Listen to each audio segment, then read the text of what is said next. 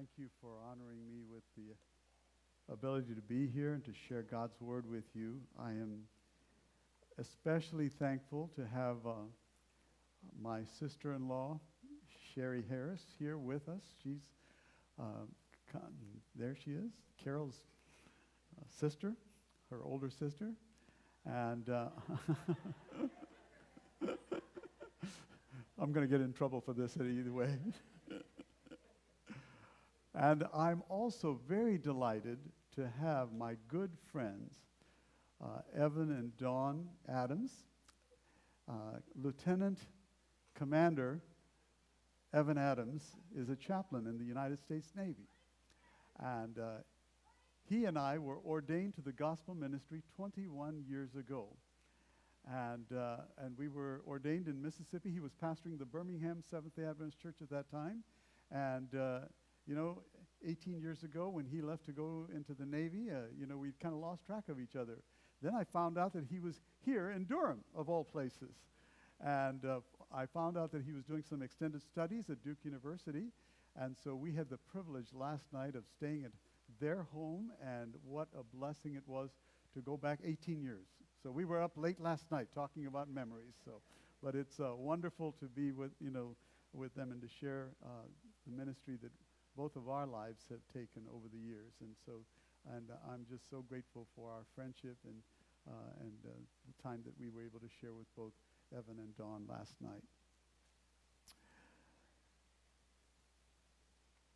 I am very, very grateful to share a message that is focused on uplifting the name of Jesus. I'm very thankful to be here this Sabbath morning.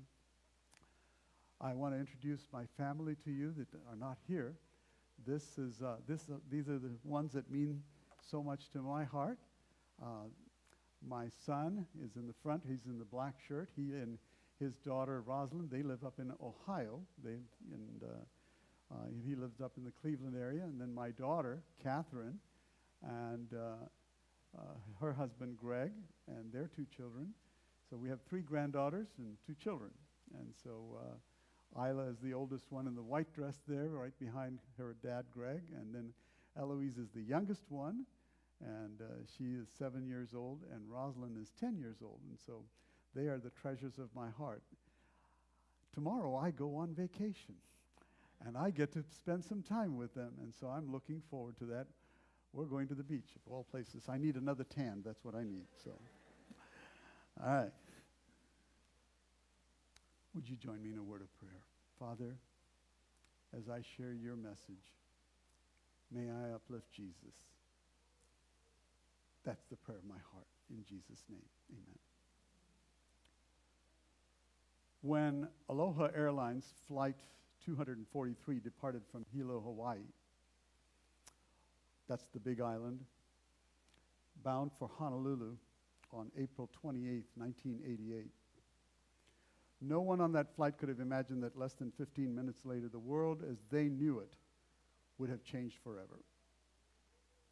Immediately behind the cockpit of that aircraft, an 18-foot section of the fuselage completely peeled away, exposing the terrified passengers to the elements below from almost 5 miles above the earth.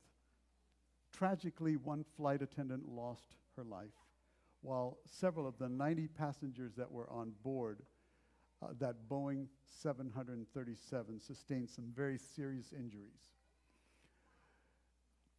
Amazingly, however, they all survived the freak incident. In the 13 minutes that it took that pilot to make an emergency landing at the Kahului airport on the next island, some passengers prayed and others cried with terrified wails, while others just braced themselves, preparing to die in a moment. More lives would have been lost for the fact that except that the passengers in the most affected section of that plane, of that stricken airliner, were all buckled in. It isn't only COVID-19 that has shaken our collective world forever over the past 2 years or more. Some people have lost jobs, some people have lost their family members, and social unrest has jolted our society.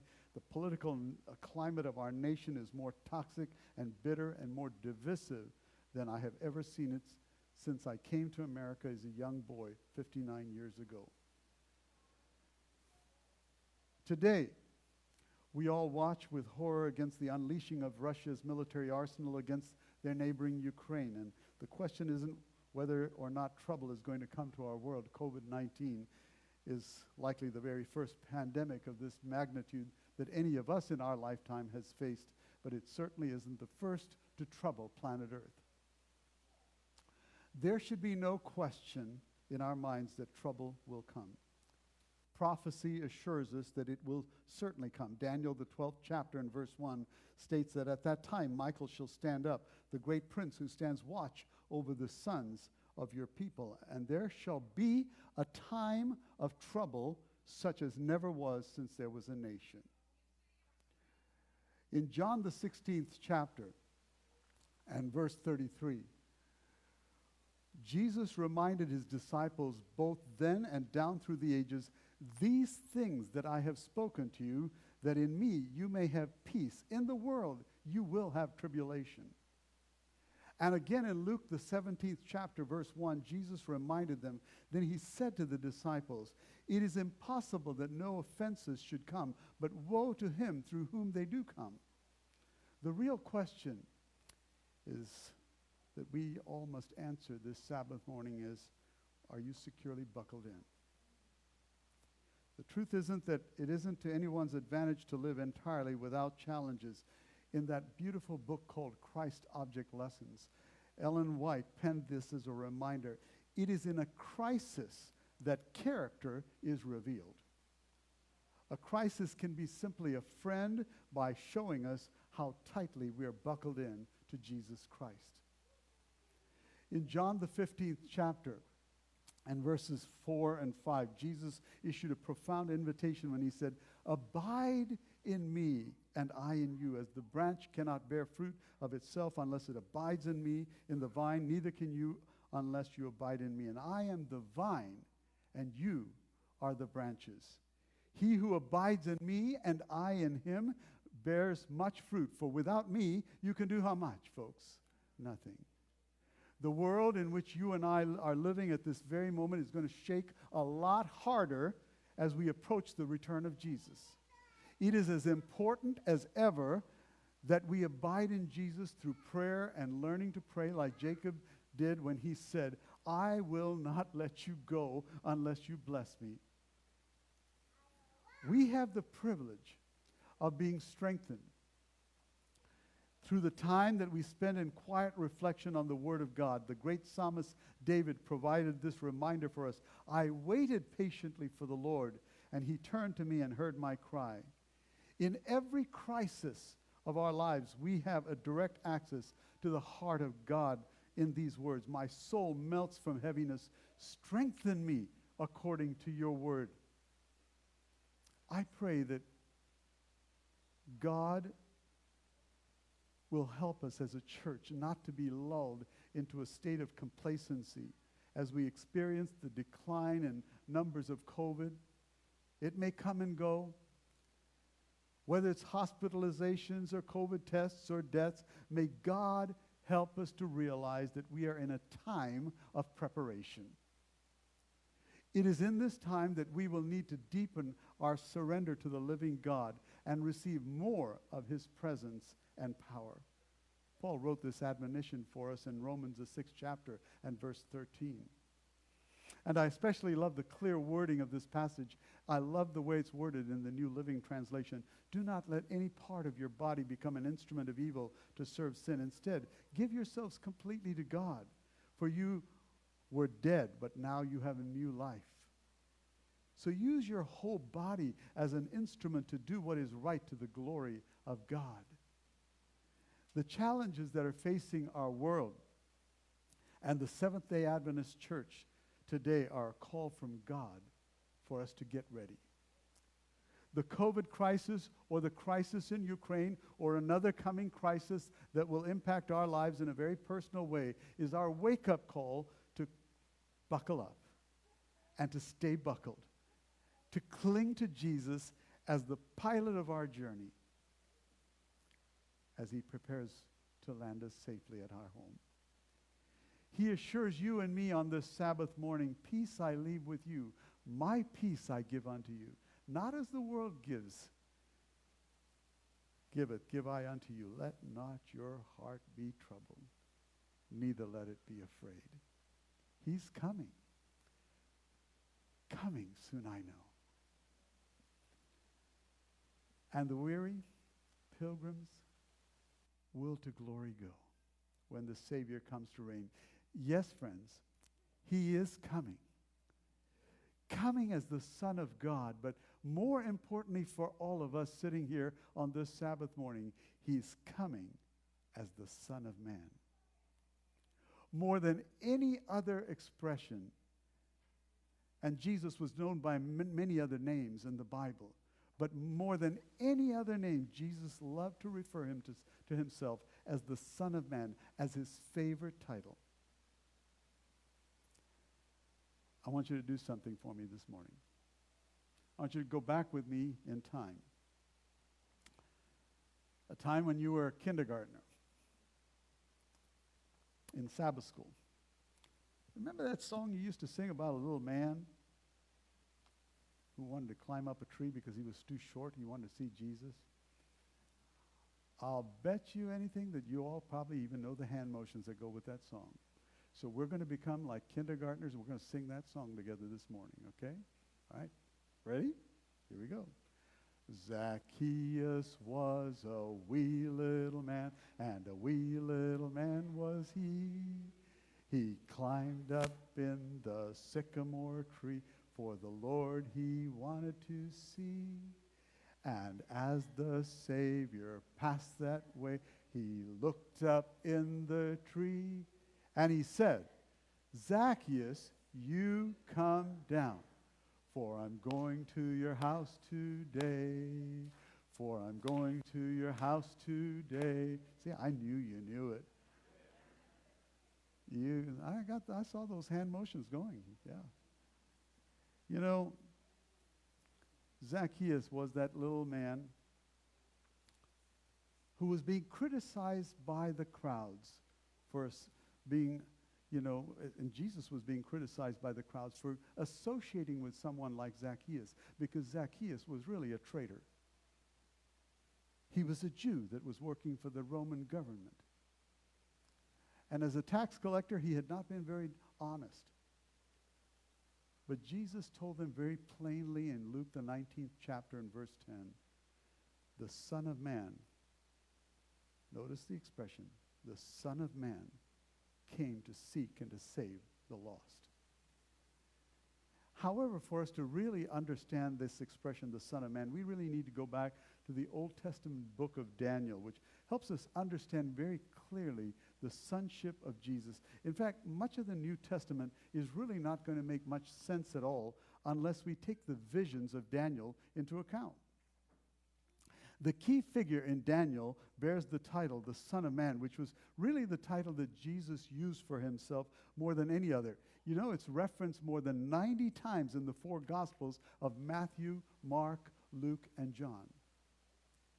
Every time Jesus used that expression, he was identifying himself with that veiled person who in Daniel's vision overturns the power-hungry structures of the world and establishes a new arrangement that's based upon love and peace. It's important that we see the Bible as not just a collection of 66 books that have different stories in there, but it's really a grand storybook. If we study a part of it, we're really missing the big picture. So before jumping into Daniel's revelation of the Son of Man, let's consider the backstory leading up to the book of Daniel. In Genesis chapter 1 and verse 26, we learn that God created Adam and Eve and gave them complete dominion over all the earth. In fact, Psalms chapter 115, verse 16 tells us that even the heavens are the Lord's, but the earth he has given to the children of men. Adam and Eve were to rule the world according to their God-given identity as created beings bearing the divine image, that divine image expressed that God is love, according to 1 John, the 4th chapter and verse 16. And that had to be embedded into their very character as the first humans that were fashioned by God's own hands. The tragic fall of mankind that we find recorded in Genesis, the 3rd chapter and verses 1 through 5 was far more than just a moral fall. It was the fall of Adam. It was the fall of God's form of government that he desired, not only for Adam and Eve, but also for generations to follow. Now the earth, along with its human inhabitants, was under the control of a foreign lord, Satan himself. This is why the Bible assigns these titles to the fallen angels who have dominion over the world. In John, the 12th chapter, and verse 31, he's referred to as the ruler of this world. In 2 Corinthians, the 4th chapter, and verse 4, he's referred to as the God of this age. In Ephesians, the 2nd chapter, and verse 2, we find him referred to as the prince of the power of the air, the spirit who now works in the sons of disobedience. By telling us that Satan is the prince of the power of the air, Paul is not speaking as if Satan is literally in charge of the oxygen supply on earth. Rather, he is that evil, unseen spiritual force that feeds across selfish impulses in human beings that affects every culture across the globe. This now impacts our social, economic, our political, and our moral standards. The world is now under the influence of this dark ruler who prompts a system of government under his image. And once that principle of selfishness was introduced into the makeup of mankind, all of our relationships begin to disintegrate. In Genesis, the 3rd chapter, and we find that Adam aligned himself against his wife Eve in an effort to preserve himself, giving birth to the blame game. And in the very next chapter, we find that Cain murders his brother Abel as the very first recorded act of human violence. And then in Genesis chapters 6 through 9, we see a very sad picture in which violence has become the norm of society, making it necessary for God to intervene with a flood and start all over with Noah and his family. In Genesis chapters 10 through 11, human beings begin to consolidate their power after the flood, giving rise to mighty men like Nimrod, from whom the very first world empire of Babylon develops, setting the stage for the first monarchy where one man would rule over many.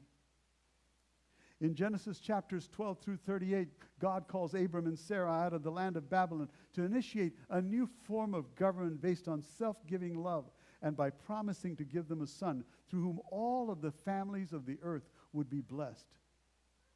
And then we go to Genesis chapters 39 through 50 as the story continues. God's covenant is established with Abraham, with Isaac, with Jacob, and Jacob's 12 sons, but not without the necessity of God directing their relational dysfunction. And then, as we close the book of Genesis and go into the second book of the Bible in Exodus, we find here, as we open up the book of Exodus, that the story unfolds where Israel is taken into bondage under the dictatorial rule of Egypt, another kingdom of monarchy where one man rules over many, and the exploitation of human beings continues. In Exodus, the 3rd chapter, we find God's intervention by delivering Israel from their Egyptian bondage, not by a king or not by military might, but by a prophet with a message. Then, the rest of the book of Exodus, all the way through Deuteronomy, we see the people of Israel set free and how God leads them by a system of laws based upon love for God and love for each other.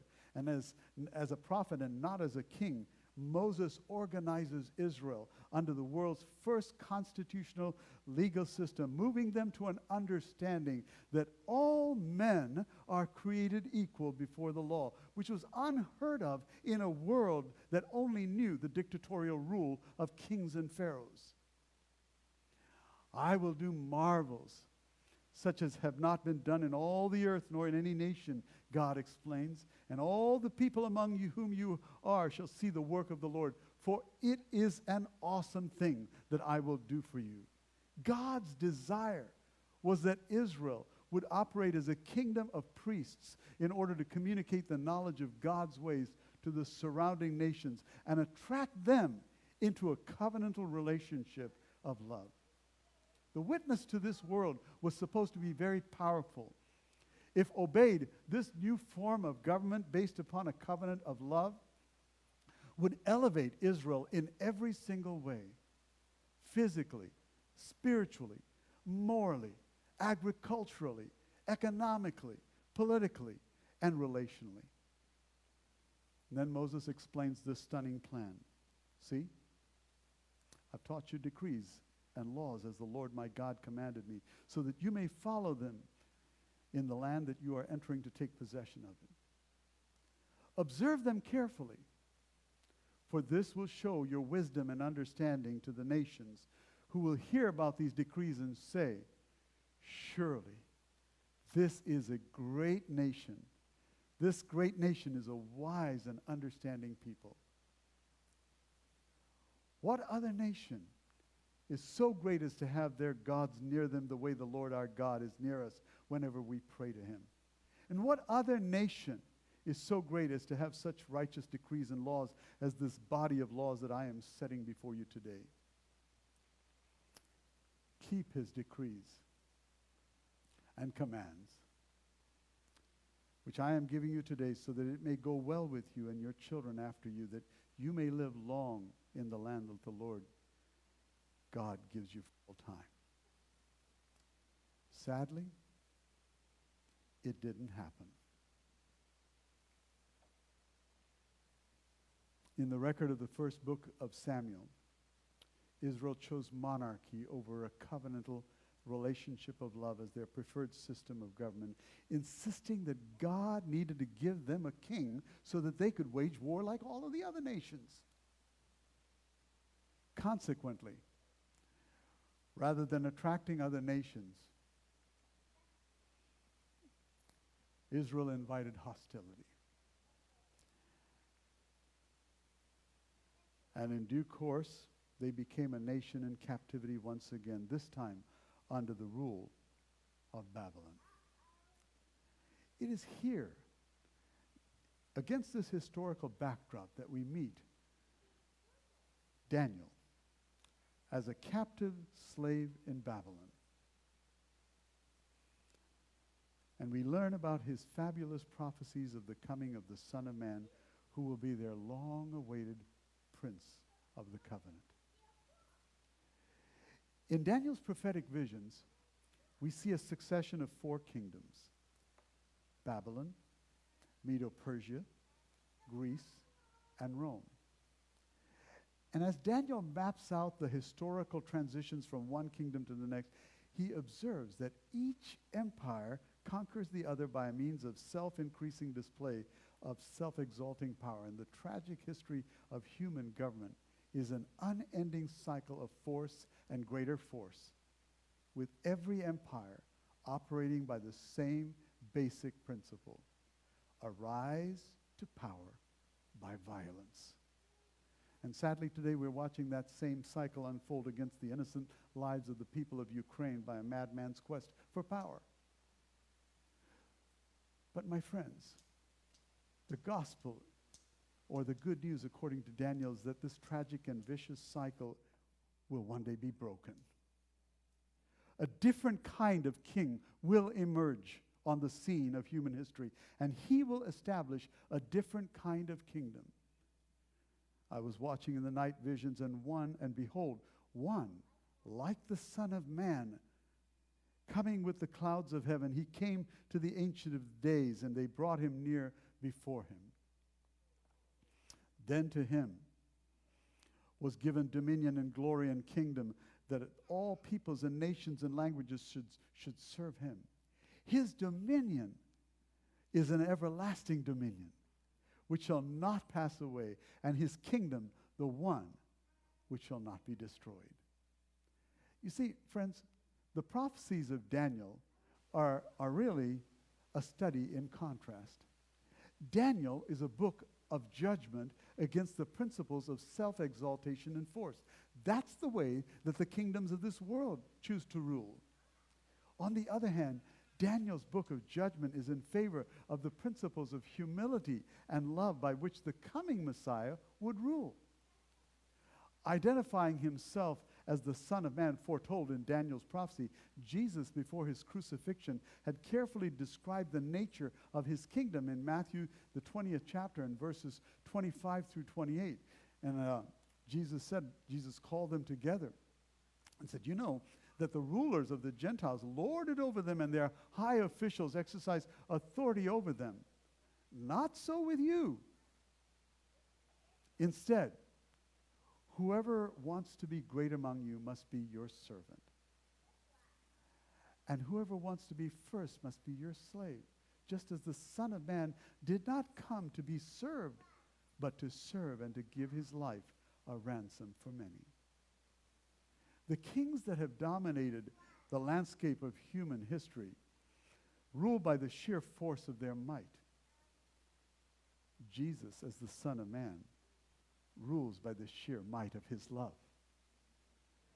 They may take their places on thrones. He took his place on a cross. In Daniel, the 11th chapter, and verse 22, the Son of Man in Daniel's vision is also known as the Prince of the Covenant. Now, you know that word covenant is simply a biblical word that describes what relationships look like when they are governed by a faithful love. You see, Daniel's deep genius is that he presents the stark contrast between the love of power and the power of love. Two very diametrically opposite principles of government. Jesus didn't come here merely to win the game, but he came to change the game. He didn't come here to simply exert more power than all the other rulers, but to exert a different kind of power. He came to conquer evil by love and by love alone. When the Old Testament and the New Testament both refer to Jesus as the Son of Man, it is telling us that he is the new head of Adam's race. Not that God will rule the world, but that God as a man would rule the world. And to do that, the God of this universe, the one who spoke everything into existence that we see, the one who created all the vastness of the stars that you see, and this earth and everything that is in it, that God, that mighty God, would come to us and become one of us, just as the prophet Isaiah had foretold. For unto us a child is born.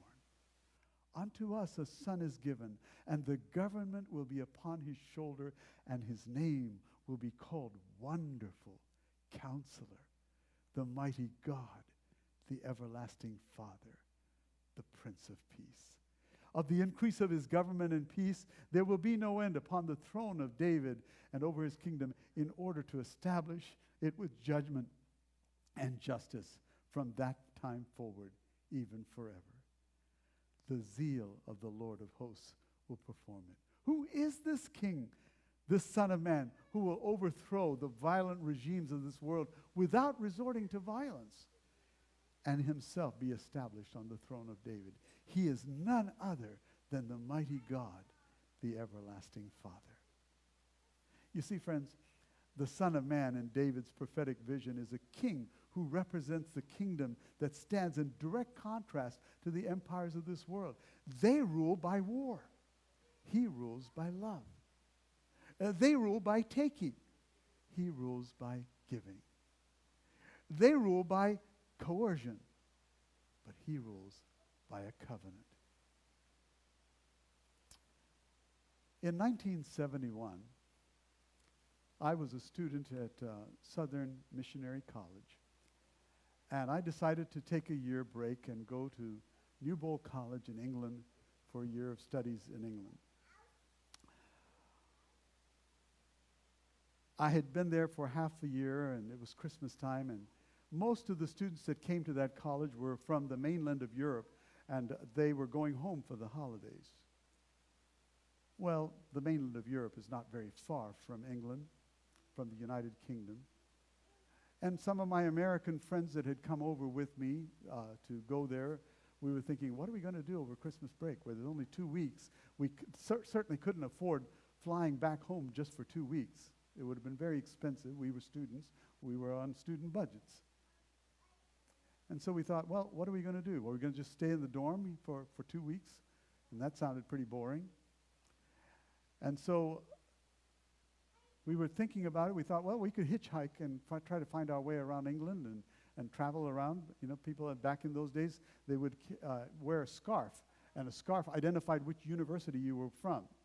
And Newbold had a scarf that was black with two gold stripes on it, and so people knew that if you were wearing a scarf with the certain stripes, what college you were going to or what university you belonged to. And so we thought, well, we'll just hitchhike. But then there was a student from Finland, and he said, listen, I've got a car that I'll sell you. Why don't you do it rather than hitchhiking? Why don't you buy my car? I said, we can't buy a car. We can't even afford an airline ticket to go home for the holidays. He says, listen, I'll sell it to you for very cheap. It's an older car, but it does run. And I said, okay, how much do you want for it? $150. I said, I don't have $150 for a car? What kind of a car is it? Does it have steering wheel? Does it have wheels? And so he says, oh, yes, it runs fine. It's a 1952 Austin. It's an older car, but it runs fine. I said, I don't have $150. So my good friend Adam Meister, who was with me, he said, listen, why don't we both buy the car together? I'll split it with you, 75, 75. So we bought the car. And then when we looked at it, we thought, man, this car needs some work on it. And so we washed it and cleaned it up and, you know, did some work on it. And then we said, it still kind of looks pretty dull. So we said, let's go, you know, we need to wax it, but we didn't have money for wax. And so we went to the cafeteria director and asked the cafeteria director if she had some wax. And she said, well, I don't have any wax. I only have floor wax here. I said, great, we'll take it. Don't ever try that. We put floor wax all over that car. It took us 3 days to get that floor wax off. We just scrubbed it and scrubbed it and scrubbed it, and then by the time we were finished, that's what it looked like. There was our car. We were going to travel with that car all over England, Scotland, and Wales together.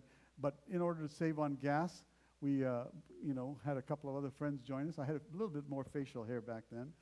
And so this was us. And so we decided that we were going to go around and travel through Wales and make our way from Wales then to northern England and then up into Scotland and then make our way back. We thought we already had a map routed with the whole trip. It was Christmas Eve. You know, we were roughing it. We slept, all four of us, in that car because we didn't have money for hotels. And when it was not too cold outside, we had down bags. We'd sleep outside on the ground. We'd find a park and we'd just sleep on the ground. We'd go to public washrooms, and that's how we kind of washed up. But it was Christmas Eve. Home. With family. We said, you know what? We need a shower. 4 of us without a shower for a long time. We needed a shower. So we decided we would splurge, and the 4 of us would split the cost, and we'd get a youth hostel. And so we came into this little town called Betsy Coed. And in Betsy Coed, by the way, it's kind of interesting that it's a Welsh name that means a prayer house in the wood. All the youth hostels, sadly, were closed for the holidays. And we thought, what are we going to do? So we went to a phone booth thinking that maybe some of you know what a phone booth is? Okay. All right. We went to a phone booth, looked up to see if there was a Seventh-day Adventist church nearby. Would you believe it? There was a Seventh-day Adventist church in Betsy Coed. And we thought, well, we'll find the pastor, and maybe he can let us stay overnight and get a shower there. Well, we drove to the church, and we thought, something's wrong. It says Baptist Church on here, but we knew the address. And then we walked in. I said, well, we know this is not a Seventh-day Adventist church. It's the Sabbath. It was Friday night. And there was a lady that was vacuuming inside the church. So we walked in. We said, we found this in the phone book that it said Seventh-day Adventist Church. And she said, it is the Seventh-day Adventist Church. They're worshiping here, but tomorrow is Christmas Day, and so the Baptists and the Seventh-day Adventists are having a Christmas service together. I said, do you know where the Seventh-day Adventist pastor is? Because we're American students when we need a place to stay for the night, and it's Christmas Eve. We've been traveling. She says, "Oh, I'm so sorry. The pastor lives far away from here, and most of the members don't live in Betsy Coed. They just come here for church. They're just renting this church building." And so she said, "I tell you what, around the corner is my little apartment there. Go there and talk to my husband, and he'll help you." His name was Mr. Garth Brown. And we went up to Mr. Garth Brown, and there's Mr. Garth Brown with the red tie there. And he was very kind to us. He gave us some cookies and warm milk to welcome us. So I thought, this is good. We hadn't had cookies and warm anything, you know. And so we come into his place, and he says, "Listen, I don't, you can see my apartment's very small, but I have a little caravan." That's what they call campers over there. They said, "I have a little caravan. It has 4 bunk beds. It has a shower." He probably knew that we needed a shower. And so he says, "I even have some food there. Listen, you all take care. I'll take you there. You can spend the night there. In the morning, you come and have breakfast with us, and then we'll go to church together and celebrate Christmas together." Christmas that year happened to be on Sabbath. He was so very kind. And so he took us to this camper. If I can get the next picture up. There it was. That's what that camper looked like. 4 of us in there.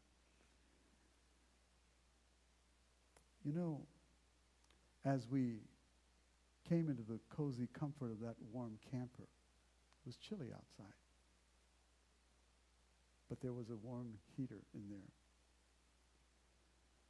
And we reflected and read the narrative, the 4 of us, as we were missing our families. We opened our Bibles and read from the Gospel of Luke. On that silent night 2,000 years ago, when a humble couple from Nazareth found no room at the inn, and they were so grateful for the shelter of a stable. And we read those words in verse 7 of Luke, the 2nd chapter.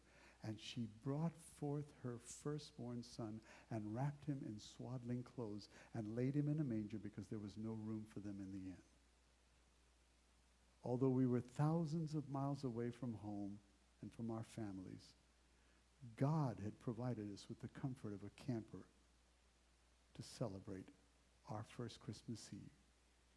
But the King of the universe, on that first Christmas Eve, that holy night when God became a man, found his bed in a feeding trough for cattle. In John, the 1st chapter, and verse 14, John describes Jesus' incarnation with 3 simple words. He dwelt among us.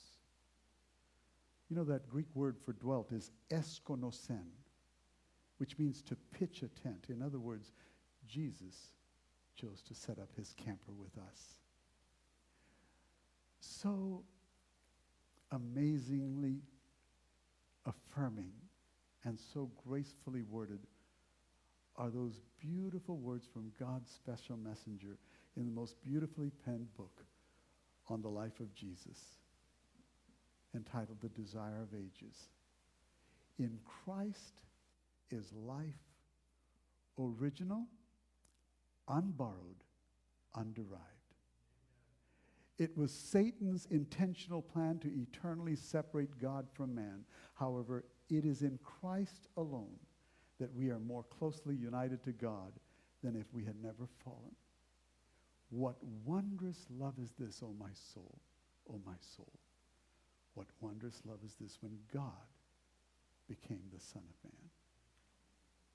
Understanding what heaven's gift to us was in the Son of Man is all about God's amazing love for each one of us in the words of this song that were written by John Valvoord, in a song that he wrote in 1970.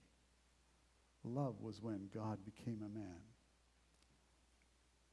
Love was when God became a man, locked in time and space without rank or place. Love was God, born of Jewish kin, just a carpenter with some fishermen.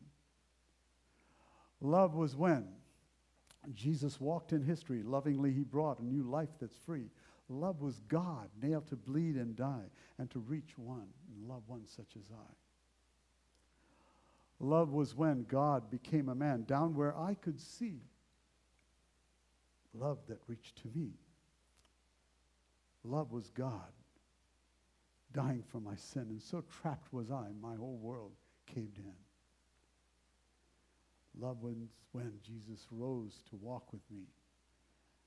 Lovingly, he brought a new life that's free. Love was God. Only he would try to reach and love one such as I. Down through the ages of time, nothing speaks to us as powerfully as the words of Isaiah 53 about the Son of Man, who didn't come here and became one of us for 33 and a half years, but for all eternity will remain as the Son of Man. Who has believed our report? And to whom has the arm of the Lord been revealed? For he shall grow up before him as a tender plant and as a root out of dry ground. He has no form or comeliness, and when we see him, there is no beauty that we should desire him. He is despised and rejected of men, a man of sorrows and acquainted with grief, and we hid, as it were, our faces from him. He was despised, and we did not esteem him. Surely he has borne our griefs and carried our sorrows, yet we esteemed him stricken, smitten by God, and afflicted. But he was wounded for our transgressions. He was bruised for our iniquities. The chastisement of our peace was upon him, and with his stripes we are healed. All we like sheep have gone astray. We have turned every one to his own way, and the Lord has laid on him the iniquity of us all.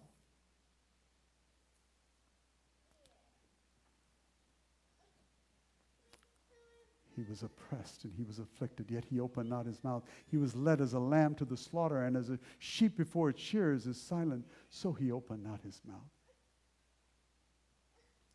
He was taken from prison and from judgment, and who will declare his generation? For he was cut off from the land of the living. For the transgressions of my people he was stricken. And they made his grave with the wicked, but with the rich at his death, because he had done no violence, nor was any deceit in his mouth. Yet it pleased the Lord to bruise him. He has put him to grief. When you make his soul an offering for sin, he shall see his seed. He shall prolong his days, and the pleasure of the Lord shall prosper in his hand.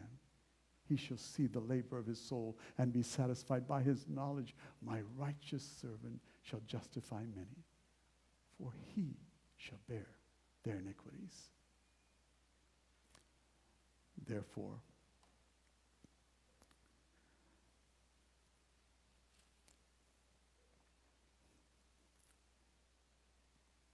I will divide him a portion with the great, and he shall divide the spoil with the strong, because he poured out his soul unto death, and he was numbered with the transgressors, and he bore the sin of many, and made intercession for the transgressors. That's the Son of Man, who I love with all my heart. I bought a book when I was a student at Southern Missionary College as a freshman in 1969. On page 25 of that book is this paragraph. It's a paragraph that outlines a special quote that I have highlighted. See if I can get it up here on the screen for you. I've highlighted it, I've underlined it, and this is what it says. Christ was treated as we deserve, that we might be treated as he deserves. He was condemned for our sins in which he had no share, that we might be justified by his righteousness in which we had no share. He suffered the death which was ours, that we might receive the life which was his. With his stripes we are healed. But you know what? I decided to change the wording on that. I decided to change the wording on that so that it would speak to my heart. And so this is what I did to that passage in my copy of the Desire of Ages that I bought back in 1969. And with me. This is the revised version. So that when you read it, that it'll speak to your heart this Sabbath morning. Would you read it with me? Christ was treated as I deserve, that I might be treated as he deserves. He was condemned for my sins, in which he had no share, that I might be justified by his righteousness, in which I had no share. He suffered the death which was mine, that I might receive the life which was his. With his stripes I am healed. Behold him. That's the Son of Man, whom I love and worship. You know, our human nature tends to orbit around certain people or pleasures or possessions. What's the center of your life? In our solar system, planets have a predictable orbit because of the sun as a stable gravitational center. What would happen to all of those planets if all of a sudden the sun just disappeared? What happens to your gravitational center when your life changes for you all of a sudden? Church family here at Durham Five Oaks, in the yet unknown pages of this year of 2023, what is it that's going to keep you grounded, moving forward in a very predictable pattern when our life may drastically become unpredictable? If you and I want a secure, blessed-filled, peace-filled life, a hope-filled life, I invite you to place a personal relationship with God as the center of your universe. In John, the 6th chapter, verse 35, Jesus declared, I am the bread of life. The one who comes to me will never go hungry. Now, that's what I call the real wonder bread. But in that same passage of Scripture, Jesus continues by reminding us that the one who believes in me will never grow thirsty. You know, bread is a basic essential of life, but water is even more essential than bread. Every cell of your body needs water to survive. And friends, you and I need Jesus every moment of every day to survive. Behold the Son of Man, who shares the throne of the universe, but longs to have the throne of your heart. Behold the Son of Man, whose name is called Wonderful Counselor, the Mighty God, the Everlasting Father, the Prince of Peace. Behold the Son of Man. Durham Five Oaks, behold the Son of Man.